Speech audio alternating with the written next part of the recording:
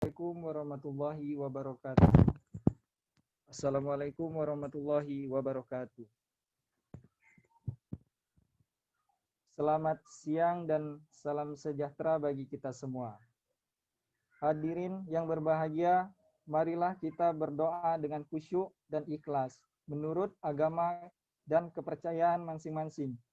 Serta izinkanlah saya memandunya dengan cara Islam. A'udzubillahi minasyaitonirrajim. Bismillahirrahmanirrahim. Alhamdulillahirabbil alamin. Wassalatu wassalamu ala asrofil anbiya'i wa mursalin wa ala alihi wa ashabihi ajmain. Allahumma ya Allah ya Tuhan kami, tiada kata dan rasa yang pantas kami haturkan kepadamu siang hari ini selain syukur kami kepadamu atas segala nikmat dan hidayah yang sudah Engkau anugerahkan kepada kami, sehingga kami bisa hadir bersama-sama untuk mengikuti kegiatan ini. Untuk itu ya Allah, ya Rahman, ya Karim, jadikanlah acara kami sebagai acara yang Kau ridhoi, yang membawa barokah, rahmat, taufik, dan hidayah-Mu bagi kami semua. Ya Allah, ya Tuhan kami, izinkanlah kami memohon, jadikanlah kegiatan ini sebagai penyegar, pembangkit dan penggugah semangat kami dalam meningkatkan kualitas tugas kewajiban kami, sehingga kami bisa bekerja secara profesional dan proporsional, dengan baik dan tekun, sebagai bukti syukur kami dan penghambaan kami kepadamu. Ya Allah yang Maha Mengetahui, ilmu-Mu begitu luas dan tak terbatas. Oleh karena itu, anugerahkanlah kepada kami ilmu yang bermanfaat sebagai bekal kami dalam menjalani hidup dan kehidupan, serta berikanlah kami kekuatan untuk mampu mengamalkan dan menyebarluaskan ilmu yang telah Engkau anugerahkan kepada kami. Ya Allah yang Maha Pengasih, satukanlah hati kami, padukanlah langkah kami, ampunkanlah pengetahuan dan segarkanlah pemahaman kami, agar kami dapat memetik hikmah yang terkandung di dalamnya. Jadikanlah kegiatan ini sebagai amal ibadah yang dapat terlaksana dengan baik dan sukses. Ya Allah yang Maha Pengampun, kami sadar tak sedetik pun dari kami bebas dari kesalahan, baik itu disengaja maupun tidak, dan tak sejengkal pun di hati kami bebas dari kesombongan. Untuk itu, ya Allah, ampunilah dosa-dosa kami, dosa kedua orang tua kami, serta orang-orang yang telah berjasa dalam membentuk diri kami.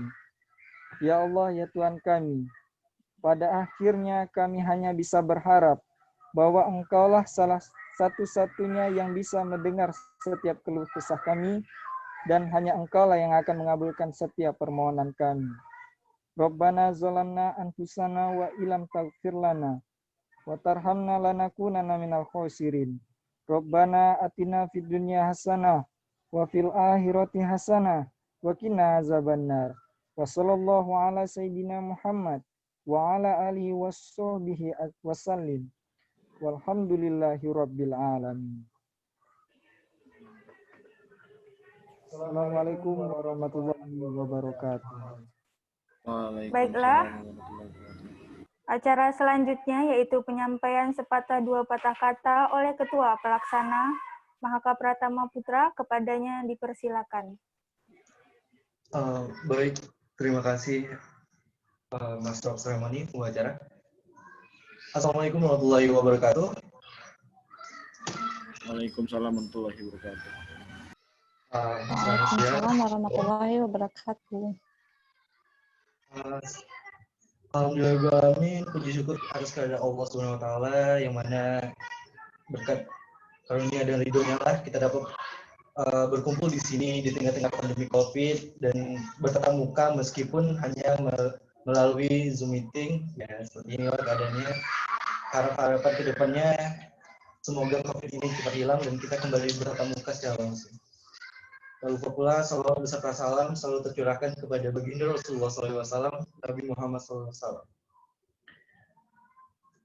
Pertama-tama saya ingin mengucapkan kepada pemateri kita yang sangat istimewa hari ini, abang kami, senior kami, Bang Sunarto, yang telah bersedia untuk mengisi acara hari ini. Kemudian juga saya juga berterima kasih kepada rekan-rekan panitia sekalian karena sampai saat ini teman-teman masih semangat dalam melaksanakan kegiatan webinar dan juga saya mengucapkan terima kasih kepada teman-teman semua yang telah bersedia untuk bergabung di acara webinar kami yang sederhana. Kami melaksanakan webinar ini mengambil tema mengapa harus Mandarin. Tentunya menjadi tanda tanya buat teman-teman kenapa sih harus kami mengusung tema ini, apa sih gitu kan. Tentunya kami mengambil tema ini itu untuk menjadi jawaban untuk teman-teman semua, yaitu apa pentingnya menguasai bahasa Mandarin. Tentunya nanti akan dijawab di materi. Kemudian juga peran kita di dalam menguasai bahasa Mandarin itu apa nanti ke depannya. Di masa depan itu bahasa Mandarin bagi kita itu apa sih pentingnya gitu kan. Untuk itu kami mengusung tema ini berkat usulan teman-teman juga. Semoga teman-teman yang hadir di sini bisa belajar banyak dari senior kita, yaitu Bang Sunarto. Ngomong-ngomong, Bang Sunarto ini sedikit gambaran ya. Bang Sunarto ini adalah senior saya yang sangat saya hormati di Ikatan Duta Bahasa. Dan beliau ini pasti tentunya sangat berpengalaman. Saya rasa itu saja. Saya ucapkan terima kasih kepada semuanya. Terlebih dan terkurang saya mohon maaf. Assalamualaikum warahmatullahi wabarakatuh.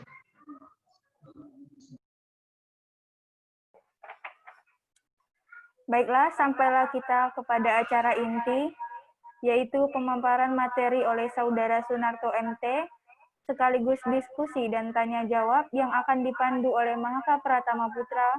Kepadanya dipersilakan.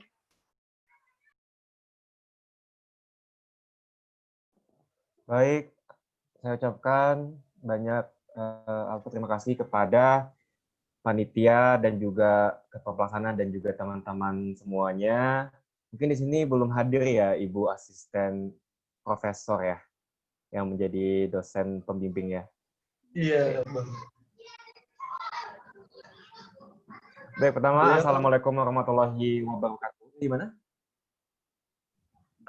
Beliau menitipkan salam, Bang. Oke, siap. Ya, Baik.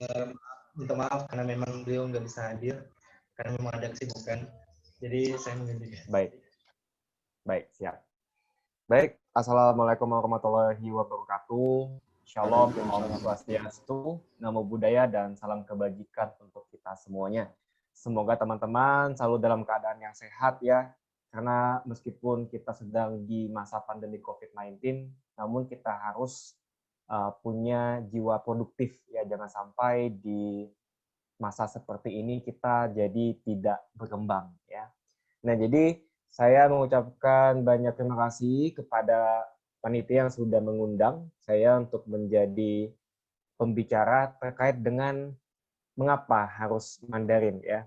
Nah, dengan demikian saya izin share screen dulu.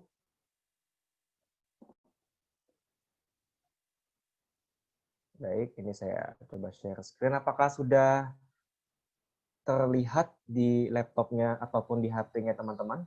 Sudah, Bang. Sudah, Oke, Pak. baik. Siap. Nah, jadi di sini mengapa pentingnya bahasa Mandarin? Sehingga saya mengambil topik ya yang lebih spesifik lagi adalah Go International with Mandarin ya. Nah, mungkin sedikit banyak dari teman-teman sudah banyak mendengar bahasa Mandarin. Mungkin dari teman-temannya juga ada banyak yang berbicara bahasa Mandarin atau menggunakan dialek dari bahasa Mandarin dan banyak jenisnya gitu ya. Nah, jadi ini secara singkat biodata saya yang tadi sudah disebutkan oleh Bapak Mahaka bahwa saya dulu adalah Duta Bahasa Nasional ya. Nah, jadi sebelum kita melihat lebih jauh, sebelum kita mengetahui lebih jauh apa sih dan kenapa harus bahasa Mandarin, kenapa tidak bahasa Perancis, kenapa tidak bahasa Rusia, kenapa tidak yang lainnya ya. Nah, namun sebelum itu kita harus tahu dulu definisi bahasa itu apa. Jadi ada banyak sekali definisi dari para ahli. Nah, cuma di sini saya menggunakan KBBI ya dari Kamus Besar Bahasa Indonesia untuk menyampaikan pengertian dari bahasa. Jadi kalau sesuai dengan KBBI ya, bahasa itu adalah sistem lambang bunyi yang arbitrer. Apa ini maksudnya arbitrer? Jadi dia tuh bisa muncul tanpa suatu alasan ya, yang digunakan oleh anggota suatu masyarakat untuk bekerja sama, berinteraksi, dan mengidentifikasi diri. Ya, jadi kita sini sudah bisa melihat definisi bahasa secara umum adalah seperti ini. Ya, jadi bahasa kita gunakan untuk bekerja sama, berinteraksi, dan mengidentifikasi diri. Atau mungkin kita bisa bilang bahwa bahasa ini adalah secara sederhananya adalah salah satu bentuk ataupun salah satu media untuk kita berkomunikasi antara satu dengan yang lainnya. Nah, apa fungsi bahasa? Tentunya teman-teman sudah mengetahui juga bahasa itu salah satu nih fungsi yang menurut saya sangat penting ya, yaitu sebagai jembatan dunia. Nah, kenapa sebagai jembatan dunia? Ya, jadi di sini meskipun latar belakang saya adalah seorang ahli teknik ya, saya di bidang teknik sipil, itu tidak membatasi. Jadi semua latar belakang, mau dia teknik, mau dia sastra, mau dia ilmu komunikasi, mau dia hukum, apapun itu, semua butuh bahasa. Kita butuh bahasa untuk berkomunikasi, kita butuh bahasa untuk bisa mendapatkan ilmu, ya. Jadi kalau yang bilang bahasa itu hanya untuk anak sastra, hanya untuk anak ilmu budaya itu tidak benar, ya. Karena bahasa ini adalah universal untuk semuanya. Bayangkan saja kalau bahasa ini hanya untuk anak sastra, bagaimana kabarnya dengan anak teknik, bagaimana kabarnya dengan anak hukum, gitu kan. Sedangkan sebagai contoh, kalau di teknik ya, kita pasti akan menggunakan bahasa ya. Kita akan menggunakan bahasa untuk menyampaikan desainnya seperti apa, mau dibangun seperti apa, ya kan? Bayangin kalau kemarin ada bangun Tanjung Pinang City Mall ya. TCC ya, itu bayangkan kalau tidak bisa menggunakan bahasa. Mungkin apa yang diinginkan oleh pemiliknya itu tidak akan sesuai dengan apa yang ada sekarang. Jadi memang terlepas dari latar belakang apapun kita, bahwa kita harus menyadari bahwa bahasa ini sangat penting dan digunakan oleh semua pihak, ya. Di mana di sini sebagai jembatan dunia. Semakin banyak bahasa yang kita kuasai, maka itu akan mempermudah kita untuk mengetahui, untuk mempelajari budaya ataupun sejarah di suatu tempat. Ya. Bayangkan kalau teman-teman ya sebagai contoh ya, teman-teman mendapatkan misalkan nih beasiswa untuk ke Tiongkok, mendapatkan beasiswa untuk ke Tiongkok. Nah, sedangkan kalau yang teman-teman tahu di sana memang banyak penuturnya itu tidak menggunakan bahasa Inggris ya, yang biasa kita gunakan. Mereka full menggunakan bahasa Mandarin. Kalau kita tidak bisa, ataupun kita tidak mempunyai dasar dari bahasa itu, bagaimana cara kita untuk mengerti lebih lanjut, ya kan? Jadi, ada baiknya kita memang harus selalu mengembangkan bahasa. Ya, tapi bukan berarti bahasa Indonesia kita tinggalkan ya, karena memang sebenarnya ada 3 terah ya yang harus kita pegang, yaitu utamakan bahasa Indonesia, ya, kuasai bahasa asing dan lestarikan bahasa daerah. Ya. Jadi kita menggunakan bahasa itu sesuai dengan lawan bicara kita, sesuai dengan kondisi yang sedang kita lakukan. Ya, kalau kita berbicara dengan orang tua kita, ya kita mungkin bisa menggunakan bahasa Melayu, bahasa Indonesia. Seperti saya menggunakan dialek, ya kan, untuk berbicara dengan orang tua saya. Tidak mungkin saya menggunakan bahasa Inggris, ya kan. Jadi kita harus tahu dengan siapa kita bicara dan dalam bentuk dan wadah seperti apa. Ya, jadi itu yang pertama mungkin teman-teman harus selalu mengutamakan bahasa Indonesia sebaik mungkin ya. Dan seandainya pun kalau teman-teman nanti ada mempunyai kesempatan untuk ke luar negeri mewakili Indonesia sebagai duta muda, teman-teman harus bisa memperkenalkan bahasa Indonesia. Ya. Yang kedua adalah kuasai bahasa asing, di mana untuk kali ini kita akan membahas lebih dalam tentang bahasa Mandarin. Ya. dan juga jangan lupa untuk terus melestarikan bahasa daerah ya. Itu sangat penting juga. Jangan sampai kita gengsi, jangan sampai kita terbawa arus, selalu memikirkan bahwa bahasa asing itu lebih agung ya, lebih wow dibandingkan bahasa Indonesia dan juga bahasa daerah ya. Jadi teman-teman harus sebagai perwakilan generasi Y ya mungkin ya, untuk teman-teman ini harus sudah mulai bisa untuk menjadi agen ya, menjadi agen bahasa yang baik. Oke. Nah, hakikat bahasa.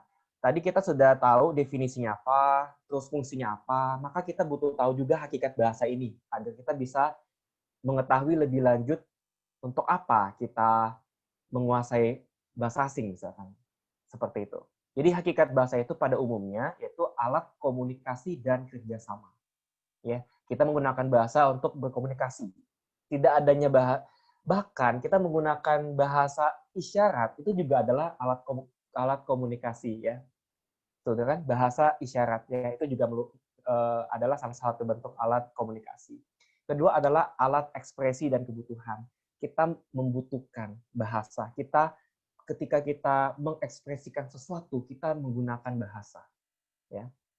Juga alat integrasi dan adaptasi. Di mana ketika kita dalam suatu pertemuan untuk menyamakan visi dan misi ya untuk teman-teman untuk melaksanakan kegiatan ini pasti ada rapat ya menyatukan pendapat itu membutuhkan bahasa dan juga adaptasi ketika teman-teman ada di luar negeri teman-teman akan beradaptasi dengan budaya di sana dengan bahasa yang ada di atas sana ya dan juga biasanya juga disebut bola permain makna ya atau mungkin teman-teman sudah tahu dari dulu kita pernah belajar majas ya. Jadi ada banyak sekali kita bisa menggunakan bahasa itu bisa kita hiperbolakan, bisa kita personifikasikan dan lain sebagainya. Cermin karakter. Nah, bahasa itu menjadi salah satu bentuk cermin karakter dari teman-teman. Apabila teman-teman itu berbahasa yang baik, yang benar, yang sopan, itu akan menjadi bentuk cerminan watak dari teman-teman juga. Jadi hati-hati ketika teman-teman berkomunikasi, maka gunakanlah bahasa yang baik dan benar. Jangan sampai kita menggunakan bahasa-bahasa yang tidak baik, yang tidak pada tempatnya, maka sehingga kita akan secara tidak langsung mendegradasikan karakternya kita gitu.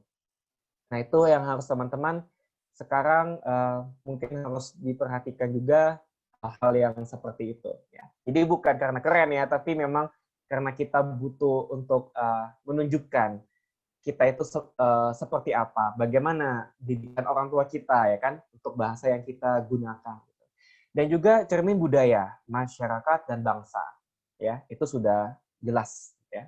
Dan juga jembatan menjelajahi dunia ya. Semakin banyak bahasa yang bisa teman-teman kuasai, maka semakin banyak peluang yang teman-teman bisa dapatkan untuk ke luar negeri ya itu salah satunya dan tentunya adalah standar kinerja suatu negara ya ketika ada perusahaan asing ya kita akan berkompetisi maka tentunya bahasa ini merupakan salah satu hal yang penting ya. Kalau teman-teman lihat banyak ada lowongan pekerjaan yang di multinasional ya ada di perusahaan multinasional itu pasti biasanya ada diwajibkan untuk bisa bahasa A, B, C, D gitu sesuai dengan asal dari perusahaan itu. Nah, makanya ini penting sekali sebagai sebuah standar kinerja suatu negara. Nah, kita sudah mengetahui hakikatnya. Selanjutnya, apa pentingnya kita menggunakan bahasa? Ya, ini memang secara umum bahasa ini adalah identitas suatu bangsa, ras, kelompok, ya, golongan sebagai pemersatu keragaman visi misi ya, perjuangan dan juga cita-cita sebagai peluang atau kesempatan untuk membuat jaringan ya, nih jaringan dan jalinan antar organisasi, negara, pemerintah, masyarakat, dunia usaha, kerjasama dan profesi. Ya, jadi dari sini teman-teman udah bisa lihat nih, ada satu benang merah ya, dari definisinya, dari hakikatnya, dari pentingnya bahasa. Ada satu benang merah yang teman-teman bisa simpulkan ya, yaitu tentang peluang atau kesempatan ya kita bisa membuat jalinan ya, baik itu di antar masyarakat, dunia usaha, kerjasama maupun profesi. Nah, kenapa harus bahasa Mandarin? Kalau teman-teman sudah pernah membaca ataupun sudah pernah tahu bahwa ada 10 peringkat bahasa dunia ya yang didasarkan pada jumlah penuturnya. Jadi penutur ini adalah orang yang menggunakan bahasa tersebut. Ya, itu yang kita namakan sebagai jumlah penutur. Ya, jadi di sini kalau teman-teman tahu untuk di PBB sendiri, ya, untuk di PBB itu ada 5 bahasa internasional yang diakui. Apa saja itu? Ada bahasa Mandarin, bahasa Inggris, bahasa Arab, bahasa Rusia, dan juga bahasa Perancis. Ada 5 bahasa asing yang diakui oleh PBB. Nah, kenapa bisa diakui? Karena memang jumlah penuturnya sudah banyak di seluruh dunia, ya. Nah, di sini yang akan kita bahas itu adalah ke bahasa Mandarin, di mana bahasa Mandarin itu sudah memiliki jumlah penutur 1,5 juta jiwa di dunia. Bayangkan. Kalau teman-teman juga tahu, ya, jadi karakteristik orang Tiongkok itu, mereka sangat menjunjung tinggi bahasanya. Dimanapun mereka berada, mau di Indonesia, mau di luar negeri, mau dimanapun itu, mereka tetap akan mengutamakan bahasa Mandarin. Itu yang membuat bahasa Mandarin ini pelan-pelan naik. Pelan-pelan mulai menyusul, ya, yang awalnya masih di bawah, mulai menyusul bahasa Perancis. Sekarang sudah mau mulai menyusul bahasa Inggris. Ya. Apalagi kita lihat sekarang Tiongkok posisinya sudah sangat-sangat jaya di Asia. Ya, jadi ini salah satu hal yang harus kita antisipasi, yang harus kita siapkan mulai dari saat ini, gitu ya. Nah, itu kalau kita melihat dari jumlah penuturnya, ya, bahasa Mandarin itu yang pertama. Sebagai contoh ya, waktu saya pernah di Kanada, saya tentunya kan banyak menggunakan bahasa Inggris ya, karena memang di sana notabene-nya menggunakan bahasa Inggris dan bahasa Perancis. Tapi di sana saya juga ada bertemu dengan teman-teman juga. Saya ada bertemu dengan teman-teman Asia lainnya. Waktu itu sempat ada komunikasi dengan teman-teman dari Tiongkok, ya, ada yang dari Jepang. Jadi mereka tetap menggunakan bahasa Mandarin. Jadi bahasa Inggrisnya itu seperti bahasa keduanya. Jadi kadang-kadang dia mencampurkan bahasa itu. Nah, mungkin itu yang mungkin dapat kita ambil sisi positifnya adalah bahwa kita harus selalu menjunjung tinggi, ya. Jadi ya itu saya bilang, ketika teman-teman punya kesempatan untuk keluar, ya diusahakanlah mungkin kita memperkenalkan bahasa Indonesia, ya, sedikit banyak gitu. Terus bagaimana bahasa Mandarin itu asalnya dari mana sih? Kok bisa dinamakan bahasa Mandarin? Kenapa tidak dinamakan bahasa Tiongkok gitu ya? Kenapa tidak dibilang bahasa China, ya? Jadi China itu adalah nama negara, bukan nama bahasa, ya. Banyak yang bilang bahasa Chinese. Chinese itu adalah sebutan untuk orang China, orang Tiongkok, ya. Jadi yang benar itu adalah bahasa Mandarin. Nah, kalau yang lain kan langsung sebutannya bahasa Inggris, bahasa Indonesia, ya, yang langsung sesuai dengan nama negaranya. Kenapa ini cuma dinamakan bahasa Mandarin, ya? Jadi ini sedikit banyak latar belakangnya kenapa bisa dinamakan bahasa Mandarin, ya. Jadi sebenarnya kata Mandarin ini, ya, dalam bahasa Indonesia itu diserap dari bahasa Inggris sebagai deskripsi dari bahasa Tiongkok, ya, yang kita sebut sebagai bahasa Mandarin. Jadi bahasa Mandarin ini secara harfiah itu asal muasalnya itu dari sebutan orang asing kepada para pembesar di era dinasti Qing. Jadi kalau teman-teman mungkin pernah menonton ataupun melihat ataupun membaca sejarah Tiongkok, itu ada yang namanya era dinasti. Kalau kita kan ada yang raja ini, raja itu, ya. Ada kerajaan Demak, ada kerajaan Sriwijaya, ya. Nah, kalau di Tiongkok sana itu lebih dikenal dengan nama dinasti, ya. Dan di situ dinasti itu didirikan oleh, di dinasti itu didirikan oleh suku Manchu, ya. Jadi sehingga para pembesar kaisar yang di sana itu biasanya disebut sebagai mantaran. Mantaran itu artinya adalah yang mulia. ya, Mantaren. Taren itu artinya adalah orang besar, ya. Jadi sehingga di situ karena itu dikenalkan oleh suku Manchu, jadinya menggunakan bahasa Man, ya, Mantaren yang artinya yang mulia. Sehingga waktu itu disebutlah kalau dari Tiongkok ini itu adalah namanya bahasa Mandarin, ya, atau kalau kita menggunakan penyebutan ataupun pelafalan bahasa Mandarin itu kita bilangnya Mantaren, ya. Nah, selanjutnya penulisan tersebut berkembang, ya, mengalami perbaikan dan perbedaan sehingga disebutlah saat ini sebagai bahasa Mandarin. Mungkin ini adalah untuk mempermudah kita dalam melafalkannya, ya, Mandarin. Nah, itu ya. Nah, selanjutnya istilah lain bahasa Mandarin, ya. Mungkin teman-teman juga pernah dengar ini biasanya bahasa Mandarin ini juga disebut dengan Kuoyi, ya. Ini di sini saya ada menuliskan Hanzi-nya. Hanzi ini adalah pinyin-nya, ya. Cara menulisnya ini adalah kata yang kita gunakan dalam bahasa Mandarin, ya. Jadi memang pada dasarnya bahwa intinya bahasa Mandarin ini itu adalah bahasa resmi pemerintahan ya, bahkan saat ini di Tiongkok dan Taiwan juga ya. Jadi meskipun Taiwan sekarang sudah secara politik itu memisahkan diri dengan Tiongkok, namun bahasanya masih sama. Jadi apa perbedaan bahasa yang ada di Tiongkok dan di Taiwan? Jadi kalau di kita kenal ada yang namanya yang bahasa halus, bahasa yang biasa ya. Jadi kalau di Mandarin itu ada yang namanya bahasa Mandarin sederhana dan bahasa Mandarin tradisional. Dan biasanya untuk di Tiongkok itu kebanyakan menggunakan bahasa Mandarin sederhana. Ya. Jadi kalau teman-teman lihat Hanzi di sini, ini adalah tulisan bahasa Mandarin tradisional ya, yang penulisannya susah ya, yang memang tradisional dan biasa ini digunakan oleh orang Taiwan. Itu yang menggunakan bahasa Mandarin tradisional. Nah, selain Kuoi, itu biasa juga kita kenal dengan namanya Huai.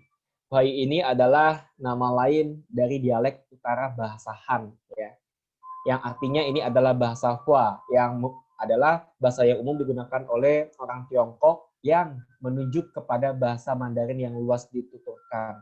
Ya, jadi ada yang kita tahu dengan Kuoi, ada Huai, mungkin ada yang bilang Chongwen ya. Jadi ada banyak sekali istilah, tapi yang pasti kita menyebutnya dengan bahasa Mandarin. Nah, bagaimana popularitas bahasa Mandarin?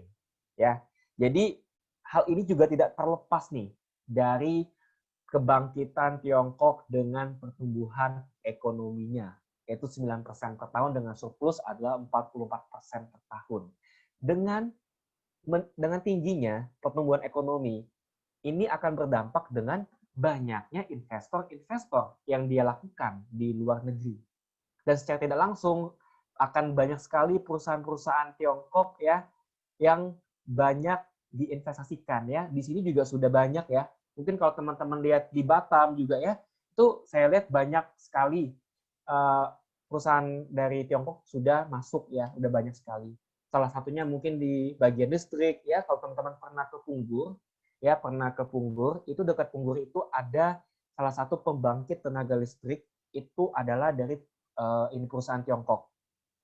Ya, jadi kebetulan waktu pembangunan itu waktu itu saya masih di Batam ya, saya waktu itu masih kerja di konsultan, jadi mendapatkan kesempatan ya waktu itu mendapatkan proyek itu, di mana semua dokumennya, di mana gambarnya itu pakai bahasa Mandarin. Kalau nggak bisa bahasa Mandarin, bingung ya. Tapi memang yang teman-teman harus ketahui bahwa sesuai dengan undang-undang ya tentang bahasa, bahwa dokumen yang resmi di kita itu adalah dengan menggunakan bahasa Indonesia. Seandainya pun ada bahasa lain, maka bahasa Indonesia tidak boleh kita hilangkan. Jadi ada dua bahasa atau kita bisa sebut dengan bilingual. Ya, itu yang teman-teman harus pegang. Itu berlaku untuk proyek apapun. Itu berlaku untuk jenis latar belakang apapun, dokumen apapun. Ya, kalau bisa itu harus wajib ada bahasa Indonesianya juga. Nah, itu yang mungkin teman-teman harus pahami nantinya ketika teman-teman sudah masuk di dunia kerja. Namun tentunya teman-teman harus tahu ya kan, harus bisa bahasa Mandarin untuk bisa melakukan pekerjaan itu. Akan lebih mempermudah komunikasinya. Dan kebangkitan Tiongkok dengan impact-nya. Siapa yang sekarang tidak kenal Tiongkok? Ya, mungkin banyak candaan yang dari kita bilang, oh semuanya made in China, ya semuanya terbuat dari Tiongkok, semuanya bahkan gelas segala jenis macamnya itu pasti ada made in China. Ya, itu adalah salah satu bentuk invasi yang memang bahwa sekarang Tiongkok itu sudah menjadi salah satu negara yang besar, ya selain dari USA. Nah itu yang harus kita tahu. Meningkatnya investasi dunia dan menjadi bahasa pengantar di samping bahasa Inggris. Dulu mungkin kita tidak pernah tahu ada yang namanya bahasa Mandarin di sekolah. Saat ini bahkan jangankan TK, di playgroup pun sudah ada bahasa Mandarin. Bahkan orang-orang akan lebih memilih untuk menyekolahkan anak-anaknya di lingkungan yang ada bahasa Mandarin. Itu sekarang tren yang kita bisa lihat ya. Jadi memang sekarang bahasa Mandarin itu benar-benar sedang naik daun. Dan bahkan ada studi yang menyatakan bahwa kemungkinan bahasa Mandarin akan menjadi bahasa internasional nomor 1. Akan mengalahkan bahasa Inggris. Ya. Nah, dan juga menjadi bahasa pergaulan internasional. Ini sudah pasti ya. Dan tentunya bangkitnya industri, ya perusahaan dari Tiongkok ini menjadi salah satu hal yang membuat kita penting untuk mengetahui dan memperdalam bahasa Mandarin. Dan apalagi saat ini Tiongkok juga sudah masuk ke dalam anggota WTO. WTO itu adalah World Trade Organization, ya. Jadi di bidang perdagangan dunia. Negara yang sudah masuk dalam perdagangan dunia, maka mereka punya akses lebih untuk menyebarluaskan investasinya, melakukan perdagangan lebih luas lagi secara internasional. Bayangkan, apabila nih dari teman-teman pengen ya mau menjadi misalkan kerja di sebuah perusahaan ya, dan ternyata kedepannya memang banyak dari perusahaan Tiongkok. Ya sebenarnya itu bukan menjadi pilihan ya, mau tidak mau, suka tidak suka bahwa teman-teman harus tahu gitu.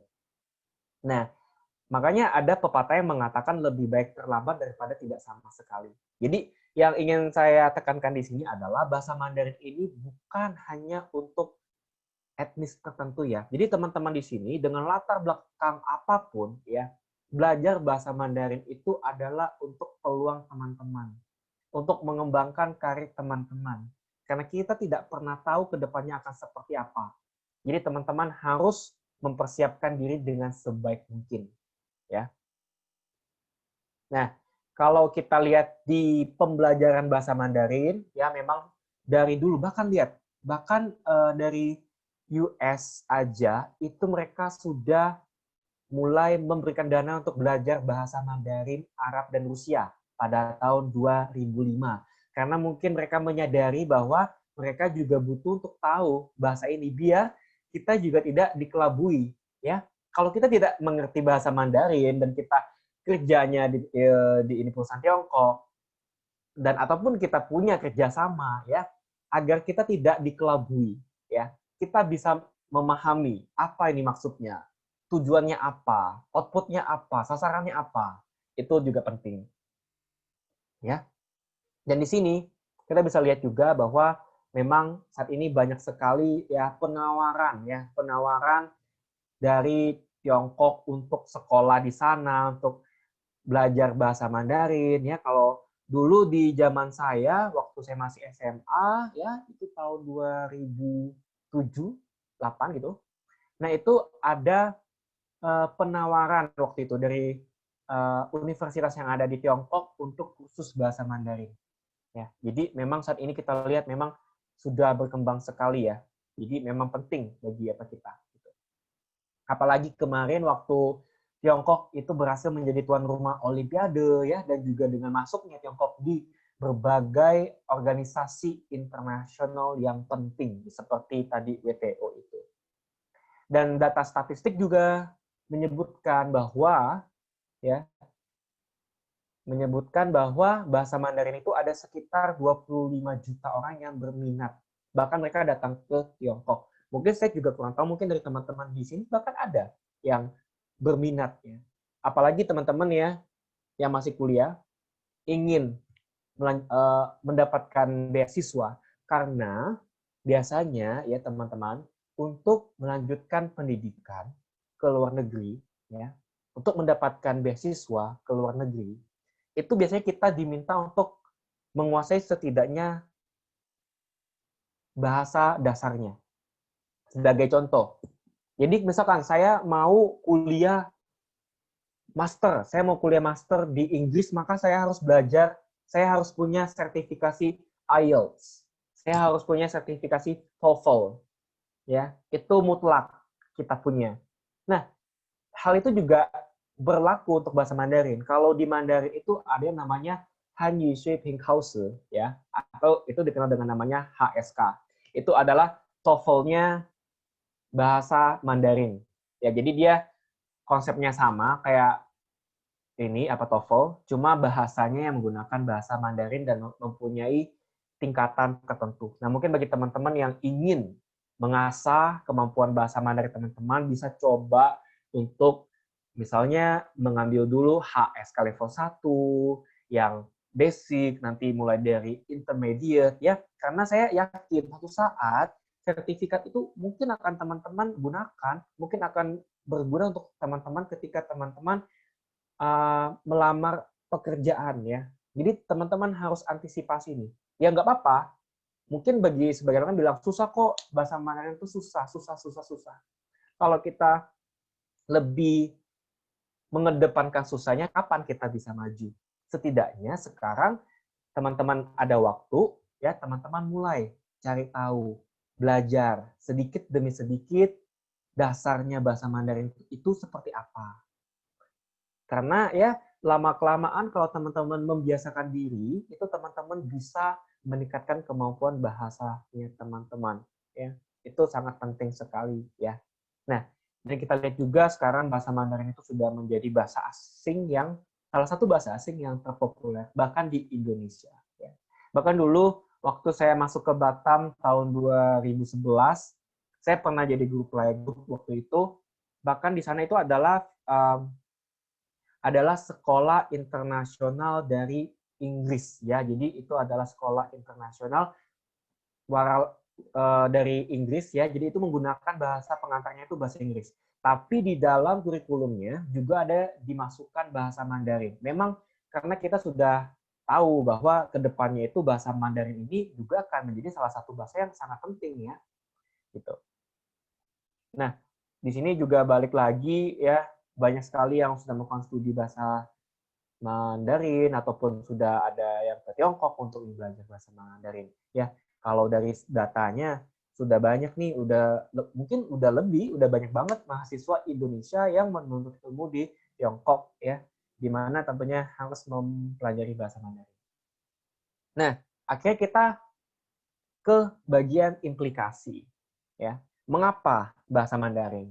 Ya, karena yang kita lihat tadi dari popularitasnya, dari jumlah penuturnya, dari kemajuan inovasi dan teknologinya, ya, dan kemajuan ipteknya, di mana sekarang perusahaan Mandarin itu ada banyak sekali, dan sekarang kita juga harus berkompetisi. Ya, bukan hanya dengan yang lokal saja, tapi yang global ya, untuk teman-teman yang pengen go international ya. Kita harus berkompetisi dengan yang lainnya. Makanya kita harus belajar, makanya kita harus memperluas wawasan kita terutama di bahasa Mandarin. Ya, itu hal penting yang harus kita lakukan ya. Karena bahasa Mandarin adalah bahasa dunia internasional ya. Tadi udah dari kita lihat jumlah penuturnya udah banyak banget, yang paling banyak ya. Jadi makanya ini menjadi dasar bagi kita mengapa bahasa Mandarin. Ya karena penuturnya udah banyak gitu loh. Dan mau nggak mau kita harus ikut tren ya. Mau nggak mau kita harus suka nggak suka kita akan berkompetisi dengan orang-orang yang memang akan bersaing dengan kita dengan menggunakan bahasa Mandarin nantinya gitu. Jadi ada baiknya di sini teman-teman sudah harus mulai ya, cicil sedikit demi sedikit untuk belajar tentang bahasa Mandarin. Ya, karena ini memang bahasa dunia internasional. Dan kedua, bahasa Mandarin ini menjadi kebutuhan selain bahasa Inggris apabila ingin menjadi warga dunia. Ada yang pernah dengar, mungkin banyak yang bilang juga ya, kemanapun kita pergi itu biasanya pasti ada yang namanya Chinatown. Benar tidak? Kalau teman-teman ke Singapura, ada Chinatown. Teman-teman ke Malaysia, ada juga Chinatown. Waktu itu saya pernah ke Filipina, ada juga Chinatown. Ke Thailand, ada juga Chinatown. Bahkan saya ke Kanada aja ada Chinatown. Sejauh itu. Ya. Jadi memang sekarang sudah banyak gitu ya. Jadi memang ini udah jadi kebutuhan bagi apa kita. Ya, jadi kita memang benar-benar ya sedikit banyak ya kita udah harus bisa nih. Jangan hanya bahasa Inggris aja yang kita asah, tapi mungkin bahasa Mandarin ini juga akan menjadi bahasa penting pada suatu saat nanti. Ya mungkin teman-teman tidak membutuhkannya sekarang, tapi kita tidak pernah tahu ke depannya seperti apa. Jadi kita harus selalu sedia payung sebelum hujan. Jangan sampai udah hujan banjir baru kita sibuk cari sana sini, ya. Baru kita sibuk cari pertolongan. Tapi kita antisipasi dulu. Kita ada mitigasinya dulu. Apa mitigasinya? Kita mulai belajar bahasa Mandarin, ya. Malah lebih bagus lagi kalau teman-teman bisa belajar bahasa yang lainnya juga. Ya, cuma memang di sini teman-teman harus melihat bahasa mana sih yang harus saya naikkan dulu, bahasa asing mana nih yang harus saya kuasai gitu ya. Nah, mungkin yang ini akan menjadi salah satu bahasa yang teman-teman harus ya mungkin wajib nih ke depannya nih, apalagi teman-teman saya yakin semuanya mempunyai impian untuk menjadi warga dunia yang mau go internasional ya, yang mempunyai keinginan untuk melanjutkan beasiswa ya, itu. Dan bahasa Mandarin ini ada jembatan kerja ya, jembatan kerja sama dengan industri dan perusahaan Tiongkok di dunia ya. Kalau teman-teman lihat banyak sekali, kalau teman-teman mungkin lihat ada lowongan pekerjaan di Batam lah contohnya. Itu pasti dia ada mensyaratkan nih, diutamakan yang bisa bahasa Mandarin misalkan gitu. Nah, jadi itu salah satu contoh kecil ya, lokal. Apalagi kita mau go internasional ya kan, apalagi kita mau kerja di luar negeri, apalagi kita mau kerja di sebuah perusahaan yang notabene-nya sekarang banyak sekali perusahaan Tiongkok ya. Ya suka nggak suka ya memang hal itu yang ada gitu. Suka nggak suka memang hal itu yang terjadi saat ini gitu. Nah, makanya kita ya, kita sendiri ya sebagai orang Indonesia ya, kita selain belajar bahasa ini, yaitu tadi saya bilang, di setiap kesempatan ya, kalau teman-teman ada di luar, usahakan menggunakan bahasa Indonesia juga. Perkenalkan bahasa Indonesia. Ya. Karena kalau teman-teman lihat sekarang sudah banyak yang tertarik dengan bahasa Indonesia juga. Bisa dilihat dari mana? Kalau teman-teman pernah dengar ada yang namanya BIPA. Ya, BIPA ini adalah kita mengajarkan bahasa Indonesia di luar negeri. Ya. Nah, itu salah satu contoh bentuk kita untuk menjadikan bahasa Indonesia sebagai bahasa internasional. Nah, mungkin dari teman-teman di sini ada yang mau menjadi BIPA yang di Tiongkok, misalkan gitu. Nah, tentunya teman-teman harus tahu juga nih bahasa Mandarin untuk mengajarkan bahasa Indonesia ke teman-teman kita yang ada di sana. Ya, karena memang keterbatasan bahasa asing ya di Tiongkok itu memang sangat terbatas ya, karena mereka memang menjadikan bahasa Mandarin sebagai bahasa yang pertama, mau dimanapun itu yang menjadi bahasanya. Nah, mungkin bagi teman-teman yang nantinya akan bekerja ya di bidang itu, ya baik sebagai penerjemah, baik mungkin sebagai di BIPA ya, jadi pengajar bahasa Indonesia di Tiongkok, maka teman-teman butuh ini ya. Dan juga di mana apabila teman-teman nantinya kerja di suatu perusahaan ya. Kita tahu nih jumlah penuturnya udah banyak dan jumlah investor Tiongkok udah banyak. Tiba-tiba kita punya konsumen dari Tiongkok yang mau menanamkan investasinya. Terus kita tidak bisa bahasanya. Kita tidak bisa baca proposalnya. Kan mungkin akan melewatkan kesempatan. Jadi memang tidak ada salahnya, tidak ada ruginya kita untuk memang memperdalam bahasa ini. Ya. Jadi sekali lagi bukan karena etnis tertentu, bukan karena suku tertentu, tapi kita mempelajari pentingnya kita untuk tahu bahasa Mandarin ini adalah untuk kita, untuk pengembangan potensi kita, untuk pengembangan karir kita ke depannya. Gitu. Dan juga di sini untuk teman-teman tadi ya, yang mau mendapatkan beasiswa, teman-teman harus punya sertifikat HSK tadi yang saya telah sebutkan. Ya. Teman-teman harus punya sertifikat itu untuk menjadi salah satu dokumen agar teman-teman bisa kuliah ya di Tiongkok, di Taiwan ya, karena banyak sekali yang dapat kita pelajari juga.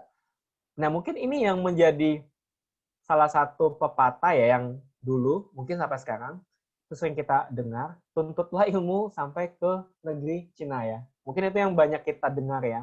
Nah, mungkin itu kita tidak melihat kebenarannya seperti apa, tapi kita kaitkan saja dengan fakta yang ada ya. Kalau kita lihat dengan fakta yang ada, kita kaitkan dengan data statistik yang saat ini, iya memang, karena memang di sana sedang naik daun ya.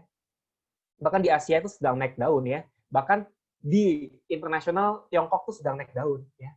Memang itu kenyataannya. Jadi kita memang harus banyak-banyak untuk meningkatkan kemampuan kita di dalam bahasa Mandarin ini. Dan juga ini juga adalah bahasa penentu peradaban manusia masa depan. Mungkin yang suka dengan sejarah, yang suka dengan kebudayaan, itu untuk ya khusus yang bahasa Mandarin ini, teman-teman bisa mengetahui lebih lanjut lagi bagaimana sejarah Tiongkok, bagaimana kebudayaan Tiongkok itu seperti apa. Karena biasanya kalau kita membaca buku yang sudah diterjemahkan, itu biasanya ada bagian-bagian yang hilang ya. Ada penafsiran-penafsiran ya, yang namanya juga bahasa ya. Namanya bahasa itu akan memunculkan penafsiran yang beda-beda. Ya, saya menafsirkan kata implikasi A ya. Ibu Saparia memiliki penafsiran implikasi itu B ya. Jadi memang di sini bahasa itu bisa menjadi bias ya. Nah, itu yang harus kita hati-hati. Makanya kenapa pentingnya bahasa Mandarin ini juga agar kita membaca sumber yang aslinya, yang dari aslinya yang menggunakan bahasa Mandarin, sehingga oh ini toh, ya. Oh seperti ini gitu loh. Soalnya kadang-kadang yang sudah diterjemahkan itu kadang-kadang kita tidak dapat.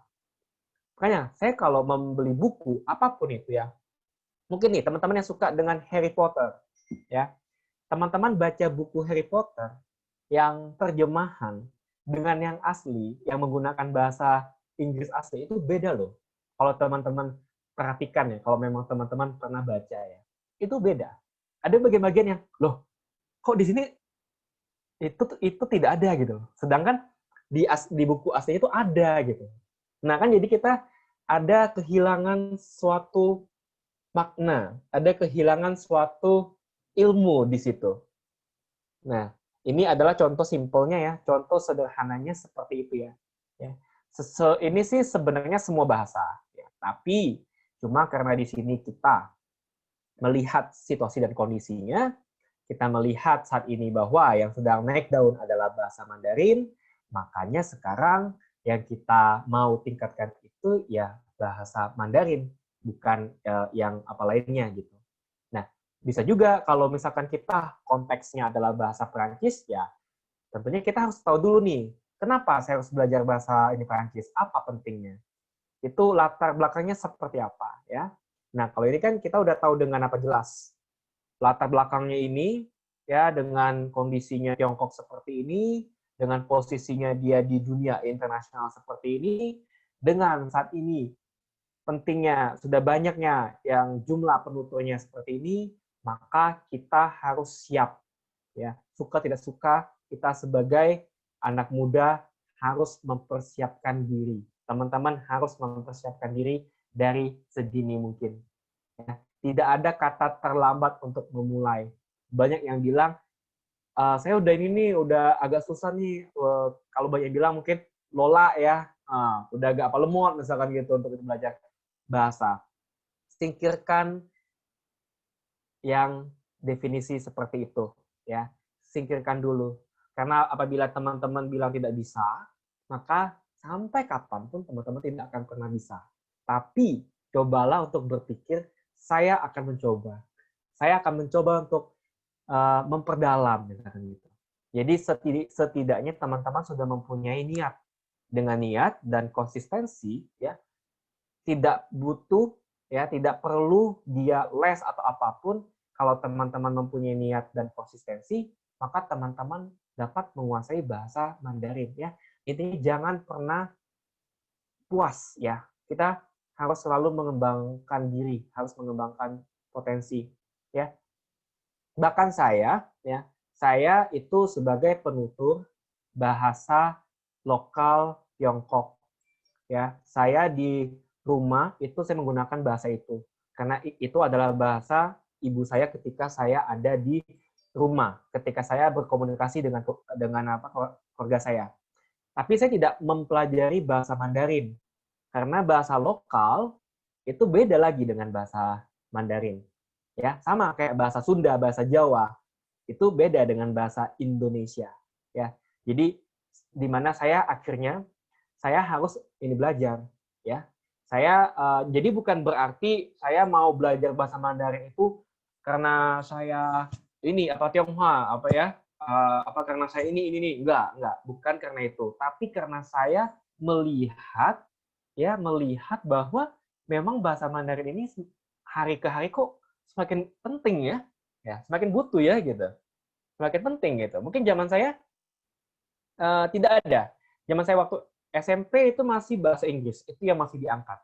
Pas SMA mulai ada bahasa Mandarin.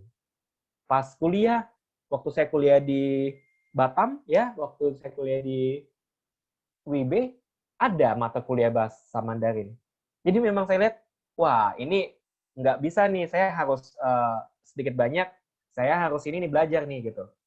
Ya, jadi itu yang saya ingin teman-teman itu mempunyai pemikiran bahwa jangan pernah takut, jangan pernah bilang tidak bisa, ya. Tapi teman-teman harus mempunyai niat dan konsistensi, ya. Karena apa bahasa Mandarin ini nanti akan teman-teman gunakan. Toh nantinya seandainya ya teman-teman tidak kerja di perusahaan yang berhubungan langsung dengan bahasa Mandarin, teman-teman bisa melakukan transfer ilmu ke siapapun itu. Mungkin nanti ke adiknya teman-teman, atau mungkin ke anaknya teman-teman yang pada zaman itu akan sangat menggunakan, sangat membutuhkan bahasa Mandarin. Ya. Karena itu sangat penting sekali lingkungan ya, karena lingkungan itu menjadi salah satu faktor yang mempengaruhi bagaimana bahasa seseorang. Ya. Nah, itulah teman-teman dari definisi bahasa, hakikatnya seperti apa, terus kita masuk ke bahasa asing yaitu bahasa Mandarin, ya. Kenapa penting? Tadi sudah saya jelaskan tadi dari jumlah penuturnya, dari bahwa pertumbuhan ekonomi Tiongkok saat ini sudah sangat meningkat dengan banyaknya investor ya, dengan banyaknya semua barang-barang sekarang banyakkan made in China ya, dengan terbukanya peluang dan kesempatan kerja apabila teman-teman bisa menggunakan bahasa Mandarin ya, itu menjadi alasan pentingnya. Nah, kalau teman-teman pernah dengar juga ya, mempelajari bahasa Mandarin itu dapat meningkatkan ini kemampuan otak.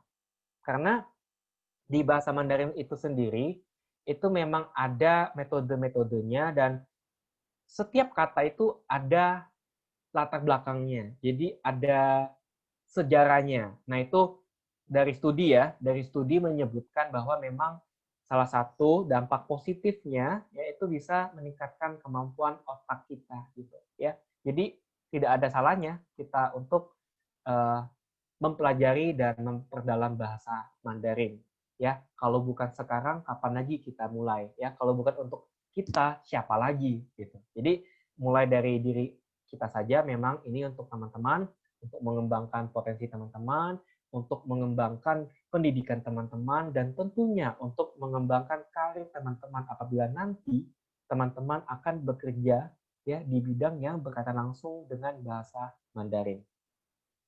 Baik, saya pikir demikian yang dapat saya sampaikan tentang mengapa pentingnya bahasa Mandarin. Semoga sedikit banyak teman-teman bisa mengambil hal-hal positif ya, mengambil kesimpulan yang ada di paparan saya, sehingga teman-teman mempunyai motivasi untuk mempelajari bahasa Mandarin lebih dalam lagi. Baik, waktu dan tempat saya kembalikan ke Bapak Mahaka. Silakan. Baik, terima kasih Kak Sunarto. Sangat luar biasa ya materinya. Saya menangkap beberapa hal di sini dan nanti akan saya kembali ingatkan lagi. Nah, untuk teman-teman yang ingin bertanya silakan, karena kita akan membuka sesi pertanyaan dan masuk ke sesi diskusi. Silakan bagi yang ingin bertanya boleh menyalakan audionya dan atau menuliskan pertanyaannya di kolom komentar, nanti akan saya bacakan. Waktu dan tempat kepada teman-teman dipersilakan. Dan sedikit arahan dari panitia, kami menyediakan absensi melalui Google Form. Silakan nanti diisi. Baik, tadi ada dari Teddy Prayoga nih Bang, terkait dengan materi Abang tadi. Katanya di Bintan ada loker untuk translator Mandarin. Wah, betul penting ya Mandarin kan, gitu kan. Apalagi di dunia bisnis. Apakah ada pertanyaan dari teman-teman?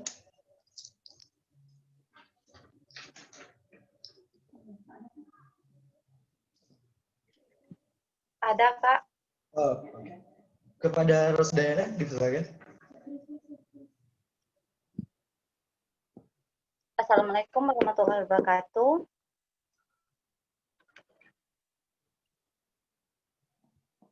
Perkenalkan, nama saya Rosdayana. Saya salah satu mahasiswa di Universitas Raja Ali Haji, jurusan Pendidikan Bahasa Indonesia. Di sini, Kak, saya ingin bertanya. Saya kan jurus Bahasa Indonesia, jadi semester 3 ini ada mata kuliah yaitu Bahasa Mandarin.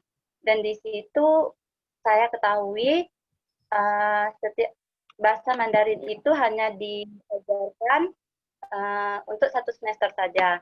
Dan di situ kami diajarkan bahasa dasar-dasarnya. Jadi untuk semester selanjutnya kan tidak ada, menurut saya belum ada atau mungkin saya kurang tahu.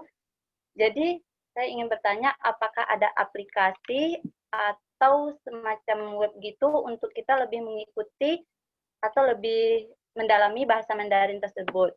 Sedangkan kalau untuk kita belajar di kelas saja itu kan sangat terbatas, Kak. Itu saja pertanyaan saya, Kak. Terima kasih. Assalamualaikum warahmatullahi wabarakatuh. Waalaikumsalam. Pertanyaan bagus dari Rosdayana nih, Bang Santo. Apakah ada aplikasi lain yang bisa digunakan untuk mempelajari bahasa Mandarin yang di tingkat selanjutnya? Karena ya seperti kita ketahui di Universitas Maritim Raja Ali Haji, tentu ada semester-semester yang tertentu yang bisa dipelajari untuk bahasa Mandarin. Jadi mau langsung dijawab atau gimana nih, Bang Sunarto? Boleh kalau langsung jawab. Oke. Kepada baik.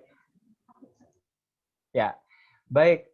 Untuk Rosdayana, pertanyaan yang bagus. Jadi memang saat ini kita lihat, mungkin kita pikir kayaknya masih kurang deh kalau cuma 1 semester. Kayaknya saya butuh 2.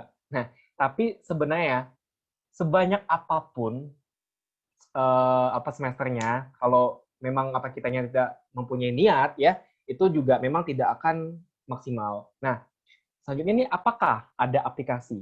Nah, balik lagi. kita di sini sudah di era teknologi ya. Jadi kalau hemat saya ya, teman-teman bisa menggunakan ya media seperti YouTube. Ya, YouTube tuh banyak sekali. Jadi di YouTube itu bahkan ada yang mengenalkan dasarnya bahasa Mandarin. Terus bagaimana cara kita melafalkannya. Bagaimana kita untuk memahaminya. Itu di YouTube ada banyak ya. Sama halnya seperti bahasa Inggris ya. Itu ada banyak sekali di YouTube. Nah, kalau untuk aplikasi, ya mungkin teman-teman, oh kalau buka YouTube, apa kuota saya banyak habis nih gitu kan. Mungkin saya apa susah gitu kan. Nah, teman-teman bisa juga, saya pikir ya di Play Store dan di App Store itu banyak sekali aplikasi untuk kamus bahasa Mandarin. Jadi di sana mungkin nih saya buka ya sebagai salah satu contoh ya. Saya buka di App Store ya. Kalau teman-teman bisa lihat, maaf. Di sini di App Store ini ketika teman-teman mengetik Mandarin saja itu ada banyak sekali aplikasinya.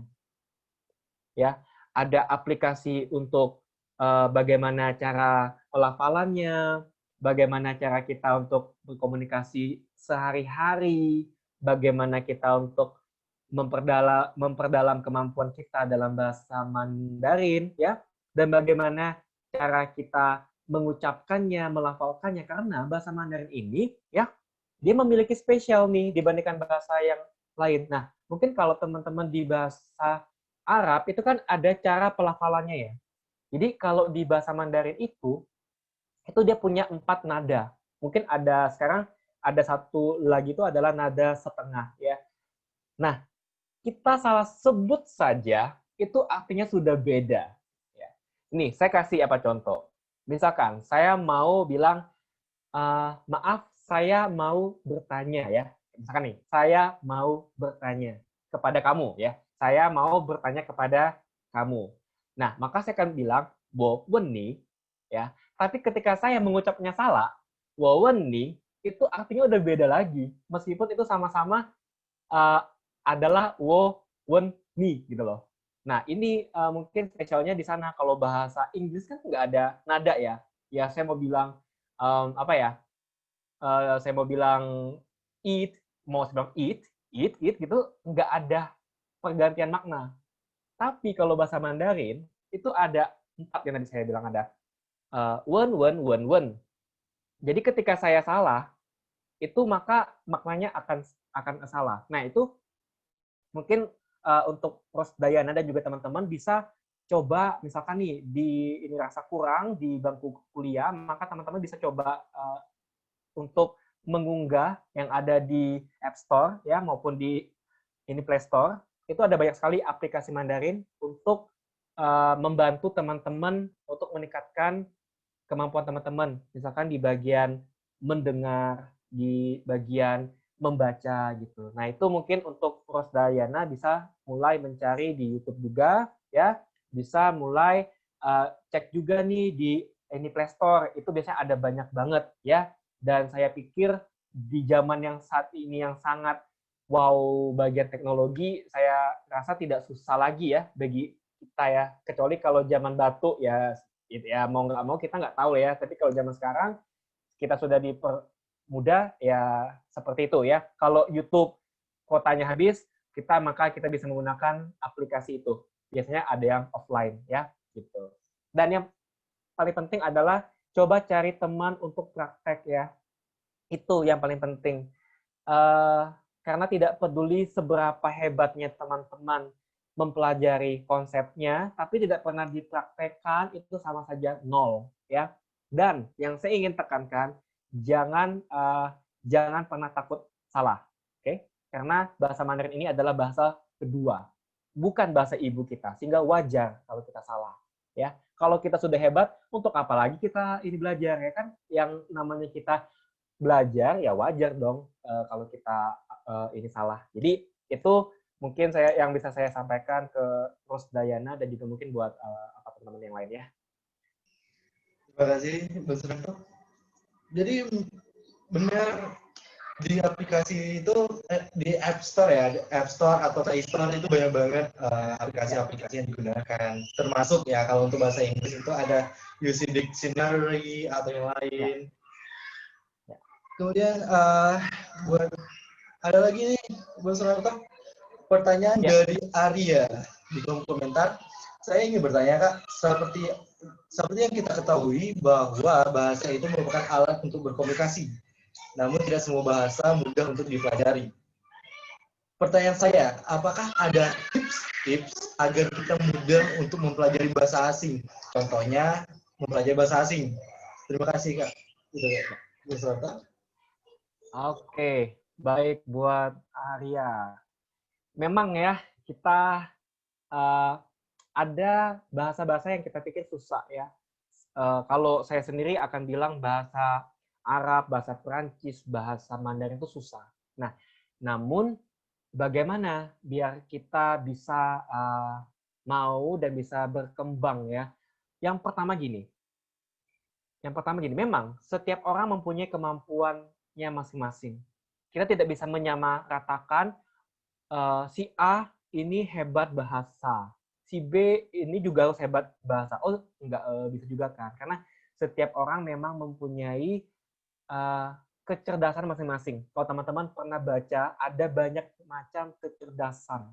Salah satunya adalah kecerdasan bahasa. Makanya teman-teman ada melihat ada orang yang bisa dengan gampangnya itu menguasai banyak bahasa. Karena memang dia memiliki kecerdasan bahasa. Mungkin kalau kita ke arah sana, kecerdasan bahasa, itu kita tidak usah bilang lah ya bagaimana tips-tipsnya ya. Tapi bagaimana dengan mereka yang ya dengan pihak-pihak yang kecerdasan bahasanya tidak sebaik yang lain gitu. Nah, yang pasti di sini tipsnya adalah yang pertama bahwa teman-teman harus memiliki niat dan konsistensi ya. Mungkin ini terdengar sedikit klise, tapi ketika teman-teman ikhlas untuk mempelajari suatu ilmu ya, itu biasanya akan dipermudah ya. Ketika teman-teman ikhlas ya dan teman-teman sudah meniatkan, teman-teman konsisten ya. Ini yang di awal jangan pernah bilang susah. Karena ada studi juga nih, studi tentang di saraf otak kita. Ketika kita bilang susah, itu maka ada sebuah sistem di otak kita yang akan menerjemahkan hal itu, akan memblokade ada sebuah di sistem otak kita sehingga kita tidak bisa maksimal. Ya, kita tidak bisa maksimal. Tapi kalau di awal kita bilang, oke, yuk saya ini bisa gitu. Saya mau belajar. Pokoknya saya punya target ini gitu. Jadi teman-teman jangan jangan pernah menanamkan bilang tidak bisa dulu. Jangan menanamkan bilang sulit. Boleh bilang sulit, tapi jangan terus-terusan. Jangan setiap hari bilang oh sulit, ini sulit itu ya. Maka kalau gitu tidak akan pernah bisa ya. Jadi tipsnya bahwa teman-teman itu tadi yang pertama, niatkan, konsistenkan, dan ikhlas untuk belajar itu. Yang kedua, teman-teman bisa mulai, ya, bisa mulai untuk mencari referensi, ya. Yang tadi yang telah ditanyakan oleh Rosdayana, ya, teman-teman bisa nih. Misalkan saya lebih suka, ya. Jadi setiap orang saya yakin itu mempunyai cara belajarnya masing-masing. Ada yang mudah memahami melewati visual, melewati video, gambar, tapi ada yang lebih mudah memahami melalui kata-kata, teks. Bahkan ada orang tipe yang dia akan lebih paham kalau dia tuh harus nulis. Ya, jadi saya pikir teman-teman pasti masing-masing punya cara itu. Ya, saya punya cara saya ini misalkan besok saya UAS ya, misalkan saya UAS gitu kan. UAS bahasa Mandarin ya. Terus saya tipe yang suka belajar akan gampang itu belajar kalau saya sambil dengar musik. Nah, mungkin saya akan mencarilah musik-musik bahasa Mandarin ya. Itu salah satunya ya. Karena memang di awal teman-teman tidak paham, tapi secara sadar dan tidak sadar ya, ketika kita mendengar, ketika kita melakukan sesuatu, kita berbicara, itu sebenarnya sudah ada rekaman di alam bawah sadar kita. Nah, itu salah satu yang harus kita tahu juga ya. Makanya tadi sudah ada niat ya, tools-nya, medianya sudah ada, mau itu YouTube, mau itu denger lagu, mau itu nonton TV ya, atau nonton film ya, nonton film juga. Nah, nantinya bahwa secara tidak langsung ya, teman-teman sudah mengizinkan otak teman-teman untuk diakses, untuk mengakses sebuah informasi ya. Terus teman-teman menggunakan tools dan media yang memang teman-teman suka, yang memang teman-teman nyaman, maka akan masuk banyak di otak apa kita. Dan hal itu ketika dilakukan secara terus-menerus ya, itu akan menjadikan kita biasa. Allah bisa karena biasa. Sebuah kompetensi, sebuah bahasa, mau apapun itu, kalau kita biasakan, maka kita akan menjadi bisa. Ya. Nah, itu yang pertama. Nah, kalau kita lihat ya sebagai contoh aja nih, kenapa kita lebih mudah untuk mempelajari bahasa kotor dibandingkan bahasa baiknya? Ada yang ini nggak? Ada yang pernah mikir nggak? Kok kayaknya lebih apa gampang ya? Karena yang pertama apa? Karena yang pertama teman-teman sudah menanamkan di pikiran teman-teman bahwa itu tidak susah, itu gampang, gitu loh. Itu yang pertama. Nah, yang maksud saya di sini kita ambil konsepnya ya. Kita ambil konsepnya. Itu teman-teman gampang gitu, dan teman-teman mengizinkan otak teman-teman untuk diakses, ya kan? Nah, setelah itu apa? Diucapkan. Nanti ketemu si A bilang ne ya, si B kayak apa gini, si C kayak apa gini. Kebiasaan. Jadinya apa? Ingat terus kan? Nah, itu salah satu konsepnya ya, yang kita lihat ini konsepnya.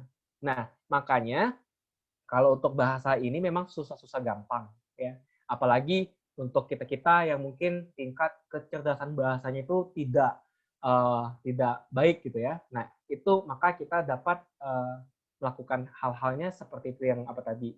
Dan yang intinya adalah harus dikonsistensikan. Teman-teman coba cari teman-teman yang mau diajak praktek ya.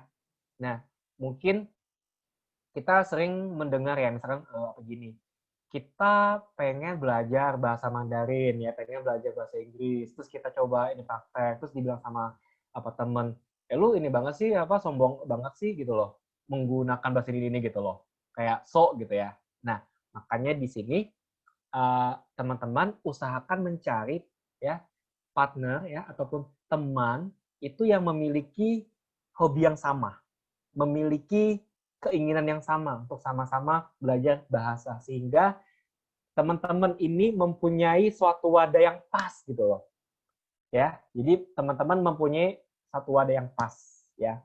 Nah, sama halnya juga untuk teman-teman juga ya. Untuk semua bahasa asing lah, saya pikir itu untuk semua bahasa asing, mungkin teman-teman bisa mulai nih, kalau yang berniat ya, kalau konsisten. Mungkin sebelum tidur, coba baca, ataupun teman-teman setidaknya membaca bahasa asing itu dan mencari terjemahannya seperti apa. Mungkin bisa 5 menit, ya, pasti awalnya akan susah. Nggak mungkin tiba-tiba, oh pokoknya saya langsung niat, hari ini pokoknya saya mau bisa gitu, saya mau belajar kayak langsung 1 jam. Oh, itu pasti nggak akan bisa. Saya percaya teman-teman baru buka aja kayak, aduh ngantuk lah, inilah, itulah, ya kan? Pasti itu.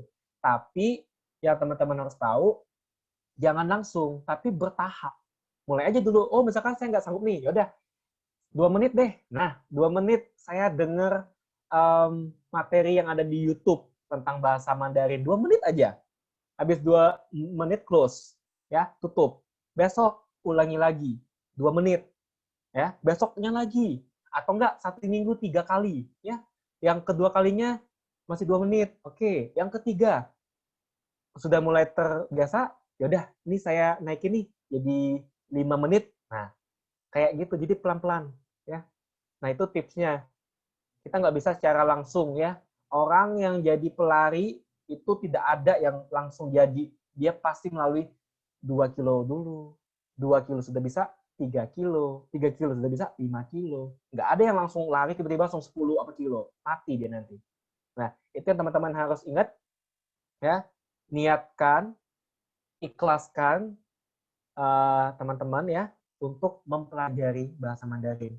Kedua, dengan media yang ada saat ini, teman-teman pilih media yang paling teman-teman nyaman atau paling teman-teman sukai. Bisa nonton, bisa dengar musik, bisa nonton komedi mungkin ya yang menggunakan bahasa Mandarin. Banyak, saya pikir tuh ada banyak sekali. Ya, kedua itu. Ketiga, jadikan kebiasaan yang tadi saya bilang secara bertahap, 1 menit, 2 menit, dan seterusnya. Sehingga sampai di suatu kondisi bahwa teman-teman sudah terbiasa dan percayalah bahwa tidak ada hasil yang mengkhianati usaha. Kecuali kalau usahanya itu bolong-bolong. Nah, itu yang mungkin harus teman-teman coba aja gitu. Ya, nggak ada salahnya kan kita nyoba gitu. Nah, itu yang mungkin yang dapat saya sampaikan. Baik, terima kasih. Terima kasih, Bang Sunarto. Bagaimana Arya dan Rosdiana atas jawaban-jawabannya tadi? Baik, sembari menunggu, bagaimana Rosdiana? Sudah terbuka Bang pikirannya. Makasih Bang jawabannya. Siap. Iya, siap sama-sama. Arya gimana? Oh, baik, terima kasih banyak Kak. Maaf kalau misalnya kamera saya di bawah dan saya harus memandangnya ke layar laptop karena memang terpisah. Baik, apakah dari teman-teman ada pertanyaan lagi?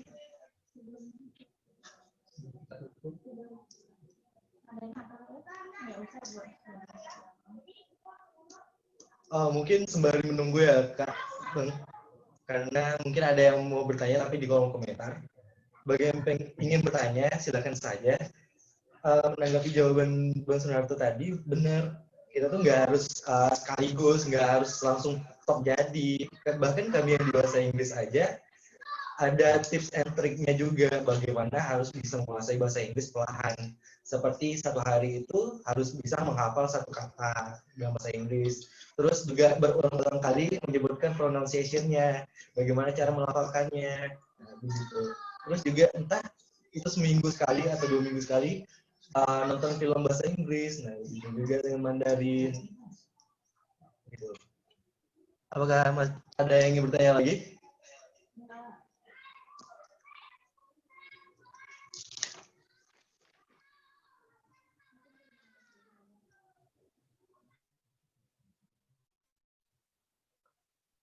Kak, maaf. Ini satu pertanyaan lagi Benjol nih Kak. Boleh. Kenapa tidak? Jadi gini Kak, kalau kita belajar bahasa Inggris, itu kita belajarnya yang Mandarin sederhana atau yang tradisional? Dan bagaimana membedakan antara Mandarin tradisional dengan Mandarin sederhana, Kak? Cara membedakan Mandarin tradisional dan yang sederhana. Gitu ya? Silakan Bang Sunarto untuk dijawab. Baik, sebenarnya ini balik lagi ke gaya bahasanya kita. Jadi ada orang yang dengan tipe dia lebih nyaman dengan menggunakan bahasa Mandarin tradisional. Ada yang nyaman dengan menggunakan bahasa Mandarin sederhana. Dan untuk saat ini biasanya yang menggunakan bahasa Mandarin tradisional itu biasanya di kalangan yang memang bukan anak muda. Dan biasanya itu di kalangan seperti di kumpulan agama ya, atau ada sebuah pertemuan-pertemuan yang memang bukan yang anak muda lagi gitu. Dan memang saat ini banyak sekali dan sudah menjadi tren untuk saat ini adalah menggunakan bahasa Mandarin sederhana. Nah, namun di sini balik lagi nih, konsepnya gini, saya kasih perbandingan.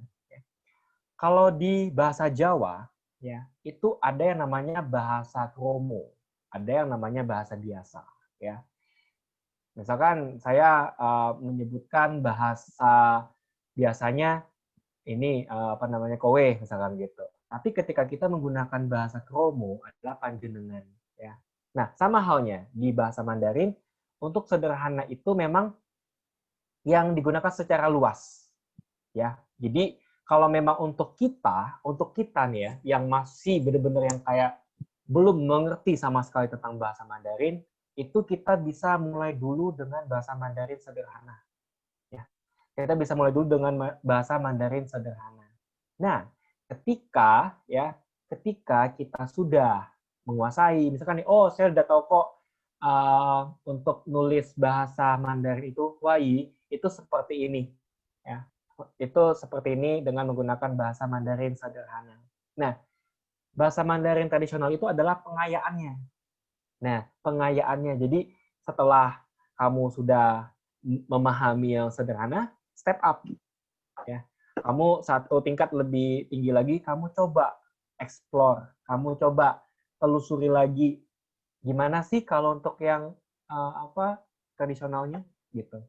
Nah, itu perbedaannya. Tapi dari secara makna itu tidak ada perbedaan. Tapi memang kalau untuk awal ini saya sarankan untuk mulai dengan menggunakan bahasa Mandarin sederhana ya. Kalau saya pribadi karena sedikit banyak saya sudah tahu kata-kata dasarnya, untuk saat ini saya sih lebih suka menggunakan bahasa tradisional. Pertama kenapa? Karena kalau kita menggunakan yang tradisional itu saya lebih suka, maksudnya dari segi estetiknya, dari segi tulisannya itu lebih bagus ya dibandingkan yang sederhana. Dan kedua itu latar belakang dari kata itu tuh ini dapat. Kalau teman-teman mungkin saya kurang tahu ya, mungkin waktu belajar bahasa Mandarin itu saya kurang tahu apakah ada diajarkan misalkan nih untuk ikan. Untuk ikan itu kan bahasa Mandarinnya adalah yi gitu. Nah, untuk membentuk kata yi itu dia dari bentuk ikan, ya, dari bentuk ikan yang bertransformasi nanti menjadi kata yi. Nah, itu yang biasanya yang akan bertransformasi ke bahasa Mandarin tradisional biasanya, ya. Jadi selain karena estetik, ya, selain itu karena juga pengayaan, itu juga karena tidak terlepas dari asal muasal dari kata itu gitu. Jadi saya ingin menjaganya saja gitu. Tapi untuk saat ini mulai aja dulu dari yang sederhana. Toh saat ini juga banyak yang ini kok menggunakan yang bahasa Mandarin yang sederhana gitu. Nah, nanti kalau sudah mulai bagus ya udah mulai dipelajari lagi dengan bahasa Mandarin tradisionalnya gitu.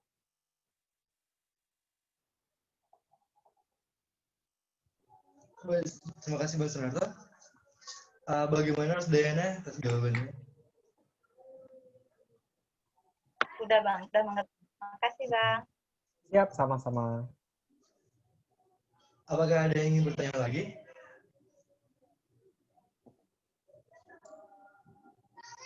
Mungkin ini Bang, gimana sih bahasa Mandarin di dunia bisnis itu?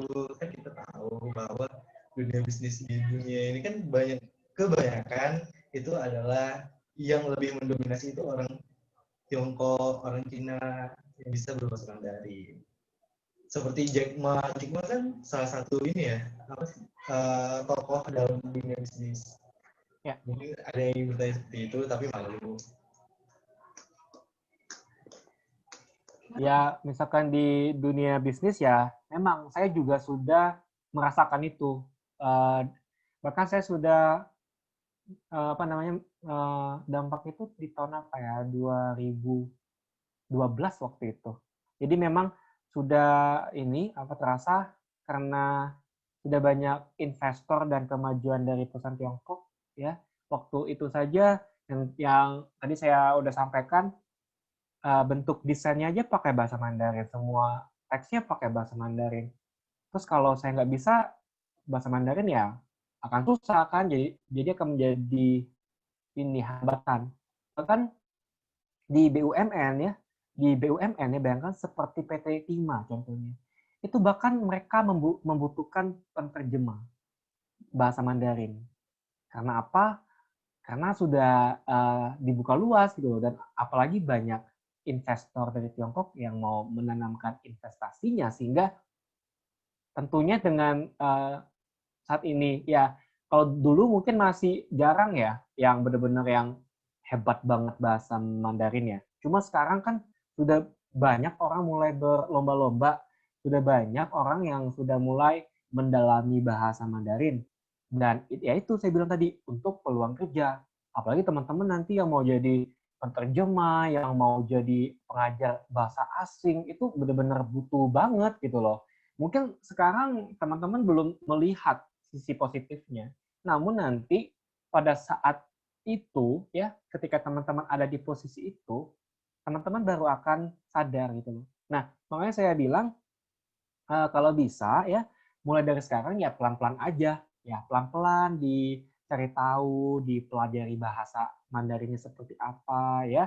Nanti pada saat hal itu terjadi, pada saat teman-teman sampai pada momen itu, teman-teman enggak kagok lagi, bahwa teman-teman sudah mempunyai dasarnya gitu. Jadi teman-teman tinggal mengembangkan saja. Dan ya di dunia apa ya, global seperti saat ini ya, itu tadi dibilang suka tidak suka, mau tidak mau ya.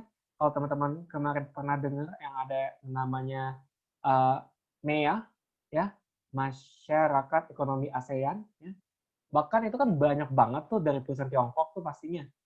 Bahkan kalau teman-teman ke Singapura itu ya otomatis ya komposisi penggunaan bahasa Mandarinnya tinggi ya. Jadi memang benar-benar teman-teman harus mempersiapkan ya. Jadi benar-benar bukan karena ini hanya sekedar untuk bahasa aja, tapi memang buat teman-teman yang pengen mengembangkan karirnya, ini akan sangat dibutuhkan sekali. Bahkan banyak sekali loh yang nanya ke saya, ada kenalan nggak nih yang bisa jadi penerjemah? Ada kenalan nggak nih yang bisa jadi pembawa acara? Tapi harus menggunakan bahasa ini Mandarin gitu loh. Nah gitu. Baik, terima kasih Bang Suharto atas penjelasannya. Apakah ada yang ingin bertanya lagi? Jika tidak ada, maka kita akhiri sesi diskusi dan kita masuk ke closing statement oleh pemateri.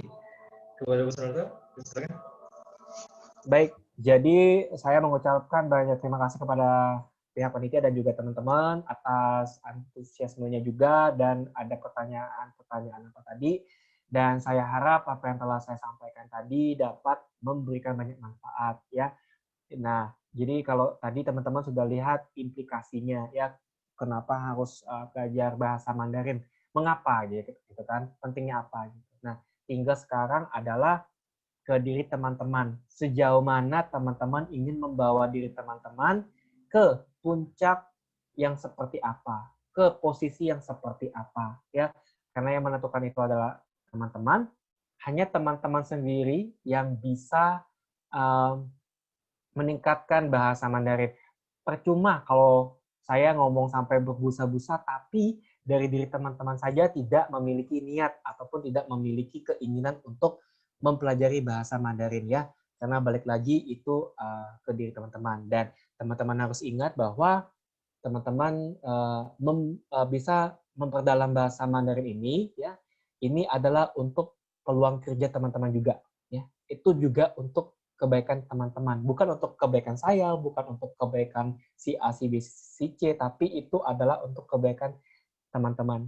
Jadi kalau teman-teman memang dengan sedikit banyak info yang telah saya sampaikan, mungkin teman-teman mungkin dapat termotivasi, mungkin bisa mulai untuk konsisten, ya, mulai untuk konsisten, mulai untuk mencari media-nya seperti apa, ya, teman-teman mulai juga mencari teman-teman yang mempunyai hobi yang sama, sehingga apa yang saya ini harapkan adalah teman-teman dapat termotivasi, teman-teman dapat mengembangkan bahasa Mandarin ini, sehingga teman-teman dapat mendapatkan posisi yang teman-teman inginkan, terutama yang nantinya akan bekerja seperti sebagai penerjemah, mau sebagai pembawa acara, atau nanti yang bekerja di perusahaan Tiongkok nantinya ya.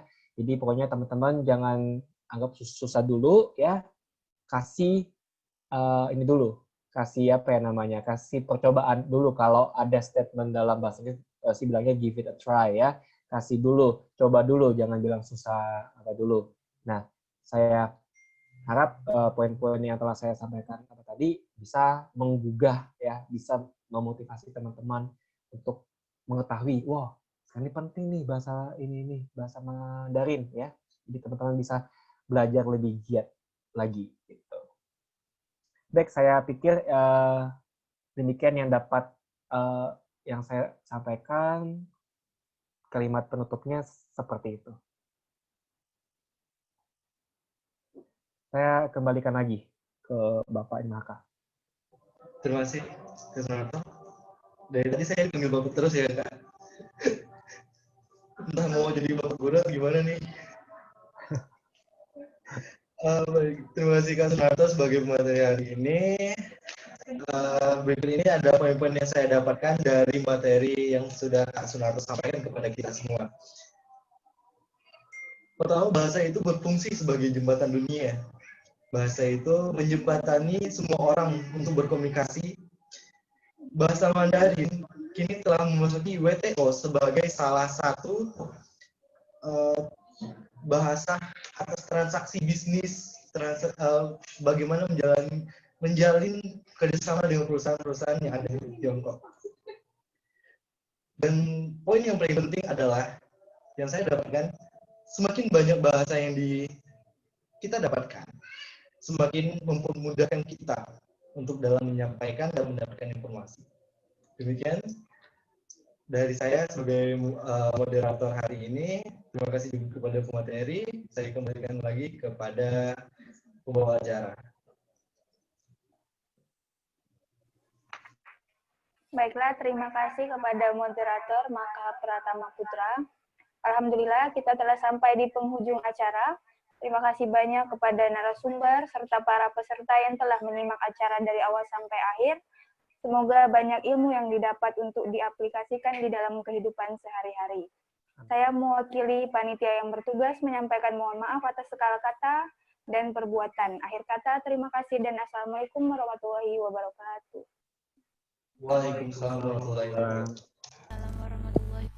Terima kasih ya Bang Sunarto udah jadi. Baik semuanya, siap sama-sama. Terima kasih ya semuanya. Sama-sama. Oh ya, sebelum teman-teman keluar dan Kak Sunarto, kita foto bareng ya, bawa screenshot nih. Iya, boleh. Kepada teman-teman Oke. menyalakan kameranya dan pasang pose yang paling bagus menurut teman-teman. Pasang wajah manisnya.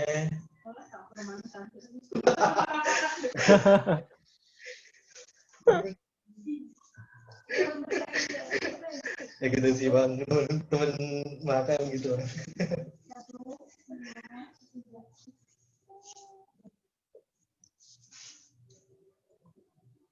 Lagi? Sekali lagi Bang. Oke, 1, 2. Oke. Terima kasih semuanya udah mau bergabung. Iya, Felicia. Baik. Ini saya izin live ya. Iya, Bang. Ya, masih semua ya. Semoga sukses dan juga biar cepat selesai S1-nya ya. Ya, amin. Amin. Amin yang paling dalam tuh. Ya. Sampai jumpa lagi. Bye-bye ya, Bang. Ya.